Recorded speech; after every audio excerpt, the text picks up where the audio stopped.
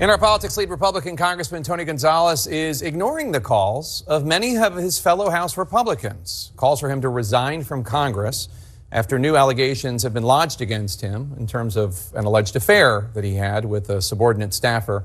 The staffer later died by suicide. I'm not going to resign. I work every day for the people of Texas. Did you carry it? And there will be an opportunity for all the details and facts to come out. What you've seen is not all the facts. Republicans currently have a razor-thin majority in the House of Representatives, and they are doing everything they can to not take a hard stand against him. There are serious accusations, and it must be taken seriously. You have to allow the investigations to play out. Look, when it comes to members resigning, that's something members got to decide with the people that they serve. Should he resign? I leave that up to the voters in San Antonio and South Texas in Mr. Gonzalez's district. Gonzalez is in a tight Republican primary battle that will be settled soon. With me now, Nancy Pryor-Johnson of the San Antonio Express News. She first broke the story of this alleged affair.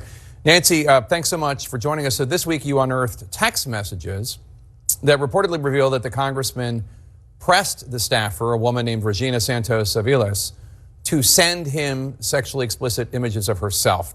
Now, the congressman is refusing to answer questions about these texts.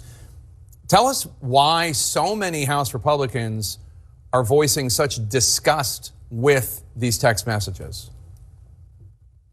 You know, it actually started last week. We started interviewing a staffer, told us about the relationship and shared that first text message, which was key. In that text message, Regina actually said that she was having, or she had had an affair with the boss, right?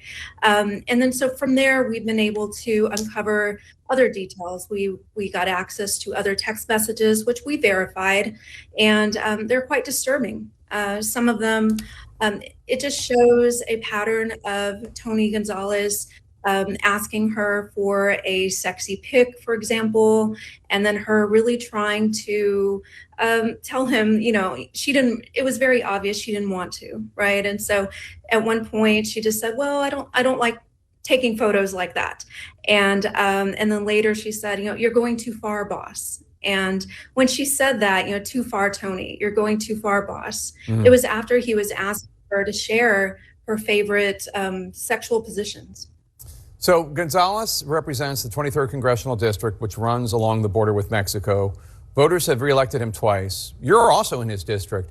What is the feeling on the ground there? Is the sentiment that he needs to resign? Should he stay and fight? What do you think? I mean, I hear different things, right? Some people are questioning, you know, are the texts validated? And they absolutely are. We wouldn't have published them had they not been validated. And so, you know, there's no question there. Some are saying, well, this is a relationship between two consenting adults. The problem there, of course, is that she is a subordinate, and there is a very specific House ethic rule against that, against having a sexual relationship with a subordinate. You also keep going. Sorry.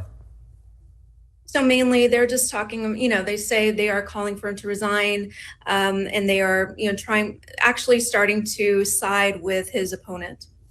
You also learned some new details about Ms. Santos Aviles and her final moments before she died by suicide. What can you tell us? I want to thank the leadership. Yeah, it was quite the sad, you know, it's very graphic and disturbing, that police report that we were able to get on Monday.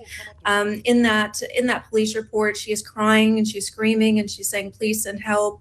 It hurts so bad. And then at that time she says, oh my God, I don't want to die. You know, every bit of her body except for the soles of her feet were burned. So it was a horrific death she had. Something to note is that in the police report, some police officers did say that she told them the reason why she set herself on fire is because her husband was having an affair. Now, her husband, Adrian Aviles, has told me during several interviews that that is not true. He was not having an affair. But they had been separated for quite some time because he had discovered this affair with Tony. What a sad, horrible story. Nancy Pryor-Johnson, excellent reporting. Thank you so much for joining us today. Representative Gonzalez's primary is just one of the consequential and frankly high highly dramatic, high-stakes stories that we're following in the run-up to next Tuesday's primaries in the Lone Star State of Texas. CNN's Jeff Zeleny in Dallas, keeping tabs on all the primaries there. There's so many, Jeff, so many fascinating competitions. Let's start with the Democrats. For Senate, Congresswoman Jasmine Crockett, she's waging a rather unorthodox campaign against state legislator James Tallarico. Tell us more about that race. Well, Jake, Texas is the first big primary on this year's midterm election map. Early voting is already well underway here. Now, on the Democratic side of this Senate race, a very interesting race indeed, as you were saying. Congresswoman Jasmine Crockett, who represents Dallas right here, jumped into the race fairly late. So she's not been running a big, robust campaign. However, she is very well known here because of her social media presence, how she has really gone after the Trump administration, the president directly, the governor of Texas as well. So she clearly is taking the fighting approach, trying to show voters that she would be a fighter against the president and his administration. She told our Arlette Saenz this is her strategy. There's a lot of people that say, I don't do politics, but I always tell them that politics will do you. So with that in mind, we are talking to everyone. There are those that think you only talk to the double Ds and the triple Ds, but as we've seen this explosion of participation, it means that we've got to talk to more than just the normal people that we talk to.